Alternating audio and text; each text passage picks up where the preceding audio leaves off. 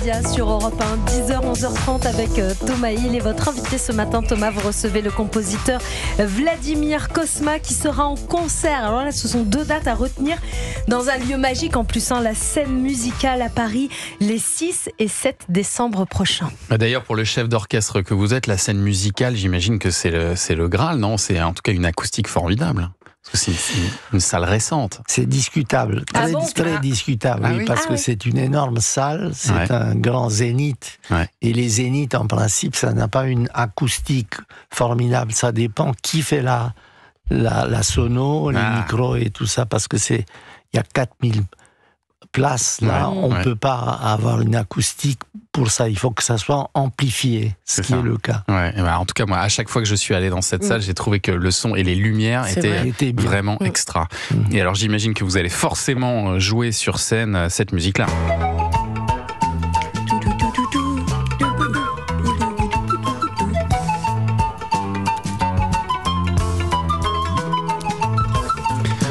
Le Grand Blond avec une chaussure noire d'Yves Robert, c'est le film qui vous propulse sur le devant de la scène en 72. Absolument, c'est mon premier grand succès discographique et musical de ma vie. Alors que ça a commencé par un désaccord artistique, j'ai vu ça, vous aviez comme indication pour la scène de Pierre Richard, donc arrivant à l'aéroport, on vous avait demandé de faire un pastiche de musique de James Bond.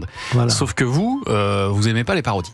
Je n'aime pas les pastiches et tout ça, et je n'aime pas ce qu'on appelle les musiques de comédie. Et malgré le fait que j'étais un compositeur connu, j'ai commencé par faire des comédies, je n'ai jamais de ma vie fait des musiques de comédie. J'ai toujours fait des musiques où il y a une ombre de tristesse, de mélancolie dedans. Ils sont écrites en mode mineur, alors que les musiques dites de comédie sont écrites toujours en majeur. Mais moi je trouve que la touche mineure de ma musique apporte un peu d'humanité, un peu de tendresse. La flûte de Pan, là, c'est quand même quelque chose de très léger. Non, comment vous avez eu cette idée d'ailleurs d'aller chercher une flûte de Pan? Parce que justement, on me parlait d'une musique dans l'esprit de James Bond, et moi, je devais argumenter pourquoi je ne voulais pas faire une musique de James Bond, et pourquoi j'avais choisi la flûte de Pan. J'avais choisi la flûte de Pan parce que c'est un instrument très original qui n'a jamais servi à la musique d'un film, etc. C'était audacieux. Mais j'ai argumenté le fait que les gens, que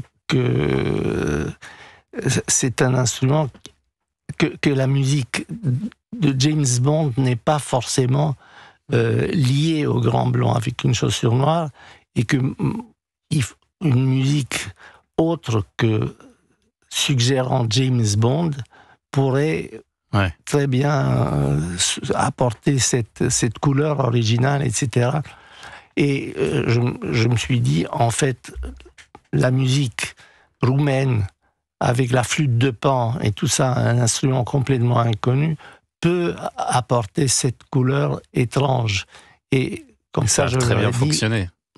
Comment ça se passe exactement quand on vous commande une musique de film? Est-ce que vous avez accès aux images? Est-ce que vous avez accès au scénario? Est-ce que vous savez qui sera l'acteur qui sera posé sur cette musique-là? Comment ça se passe? Écoutez, ça se passe de toutes les façons que vous venez d'énumérer. Souvent, on m'apporte des images du film déjà tourné. Parfois, c'est un metteur en scène que je connais, avec lequel j'ai travaillé, qui vient me raconter l'idée d'un film qu'il va faire, et il me raconte l'histoire. Parfois même, je fais la musique sur un film dont la musique a été déjà écrite et refusée par le producteur, et donc je suis obligé de refaire une musique. Ça a été le cas de la musique du bal d'Ettore Scola, où la musique avait été écrite dans un premier lieu par Armando Trovaioli, qui était le compositeur attitré de Scola. Et alors, on parlait de flûte de Pan, je ne sais pas si c'est aussi le cas sur la musique de La Chèvre.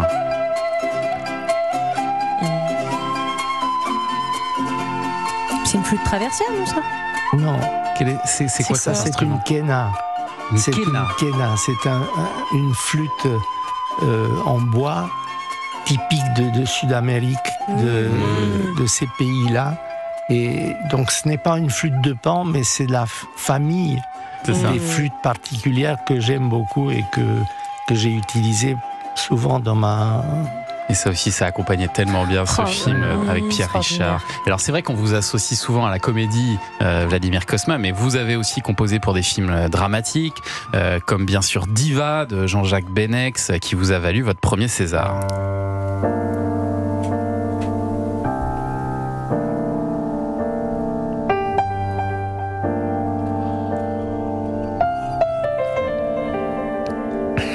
Est-ce que vous allez jouer ça aussi sur scène ? À la scène musicale Diva, vous allez jouer cette promenade sentimentale? Je vais jouer Diva. Je ne sais pas si promenade sentimentale ou un autre air, mais je vais jouer un extrait de Diva. Et alors, je ne sais pas si vous avez joué cette musique de dessin animé, parce que vous avez aussi composé pour des dessins animés. Est-ce que ça vous parle, les amis? Moi, c'est toute mon enfance, ça.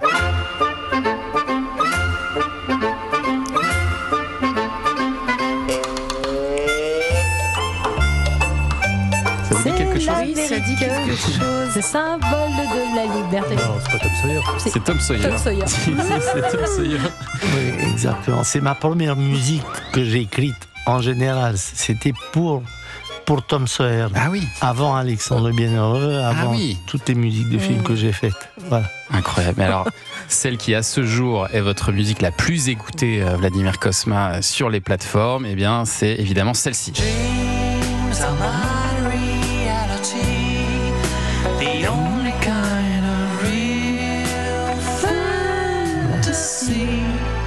Imaginez le nombre de baisers langoureux et le nombre de râteaux récoltés sur cette chanson. Moi, je restais sur la chaise. Mais bon.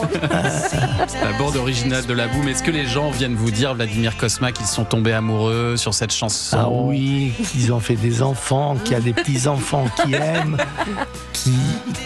dès que le film passe à la télévision, toute la famille regarde, la mère, le père.